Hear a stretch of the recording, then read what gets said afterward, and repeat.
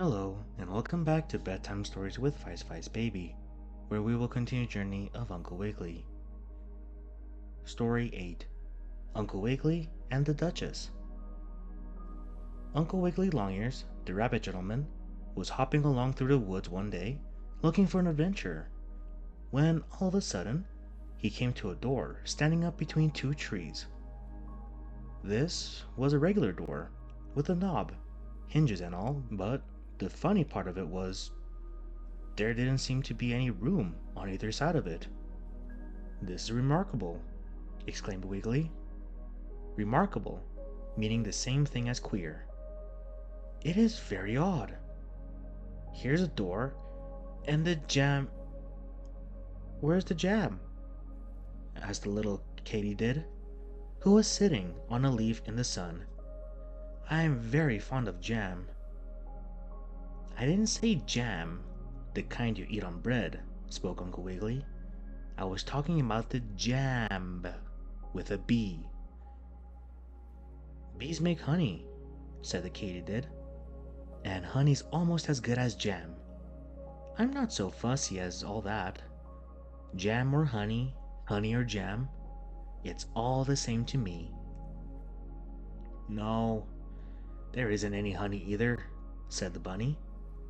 "The jam for the door is the wooden frame that goes around it to hold it in place." "Then I don't want any door jam.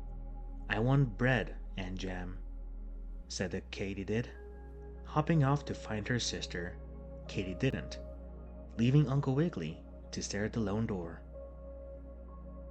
"Well," said the rabbit gentleman to himself, "I may as well see what's on the other side. Through a door standing all by itself in the wood is the strangest thing I've ever seen." However, he turned the knob, opened the door, and stepped through, and to his surprise, he found himself in a big kitchen, which seemed magically to have appeared the moment he entered the very surprising space. At one end was a big stove with a hot fire in it, and on the stove was a boiling kettle of soup, which was being stirred by a big fat cook lady who was shaped like a ham, without the string in the end, of course, for the cook should stand up and didn't need to be hung on a nail as a ham is hung before it's cooked. In front of the fire was another large lady with a bonnet on almost as big as a hatter's hat. Over the bonnet was a fluffy, flowing veil. "Now, please, be quiet, do!" exclaimed the sitting down lady to something in her lap, and Uncle Wiggily saw that it was a baby. Cook," she cried, "is that hot soup ready yet for the baby?" "Not yet, Mom, but it soon will be," answered the cook, and Uncle Wiggily was just going to say something about not giving a little baby hot soup when the door opened again, and in came Alice from Wonderland. "Oh, I'm so glad you're here, Uncle Wiggily," cried Alice. "Now it will be all right." "What will?" asked the bunny. "What will be all right?" "My left shoe," said Alice. "You see, I just came from the Pool of Tears, and everything got all mixed up.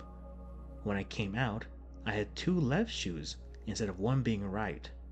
But now you're here, it's all right. I mean, one is right and the other is left, as it should be."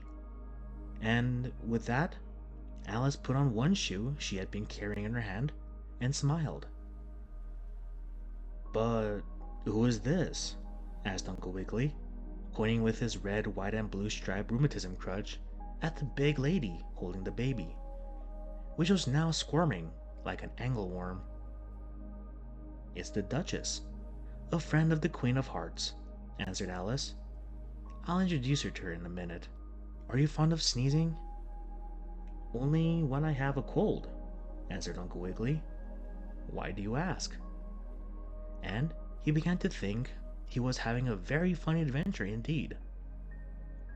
"Why should I be fond of sneezing?" "Because you'll have to whether you like it or not," answered Alice. The Duchess is going to talcum powder the baby now. It's just had a bath." With that, the Duchess, who is the wife of a duke, you know, called, "Here, cook, never mind the soup, give me the pepper."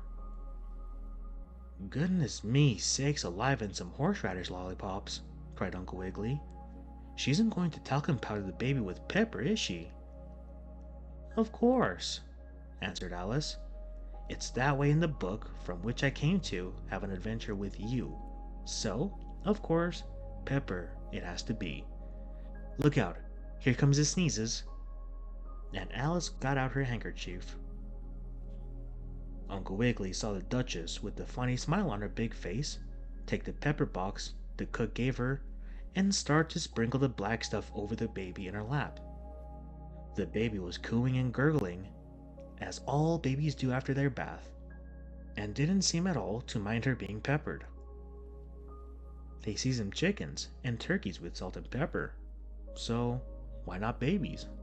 Asked Alice of Uncle Wiggily. The bunny gentleman was just going to say he did not know the answer to that riddle when the door suddenly opened, and in came a great big dodo bird, which is something like a scalery alligator, only worse, with a beak like that of a mosquito. "Aha!" chirped the dodo. "At last I have found him." And he made a dart with his big beak for Uncle Wiggily. The dodo was just going to grab the bunny gentleman in its claws, and Mr. Longears was so shivery he didn't know what to do, when the Duchess, suddenly tossing the baby to the cook, cried, "Ah, no you don't. I guess it's you I want to pepper instead." And with that, she shook the box of pepper at the dodo, who began to sneeze as hard as he could sneeze. "Achoo! Achoo! Achoo!" sneezed the dodo. "Verzoo! Verzoo! Zoo!" sneezed the Duchess. "Gusnizio! Gusnizio! Gusnizio!" sneezed Alice. "Fizz Buzzy was! Fizz Buzzy was! Fizz Buzzy was!" sneezed Uncle Wiggily.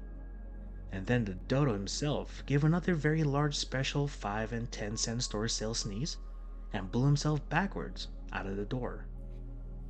So, he didn't get Uncle Wiggily after all. "And now we're all right," said Alice, when they had all finished sneezing, including the baby. "Have some soup, Uncle Wiggily." So, the bunny did, finding it very good, and made from cabbage and pretzels, and then he went home to his stump bungalow. And if the lollipop stick doesn't have to go out and help the wash lady hold up the clothesline when it goes fishing for apple pie, I'll tell you next about Uncle Wiggily and the cook. Thank you for tuning into this episode of Bedtime Stories with Vice Vice Baby. I hope you all have a good night and sweet dreams.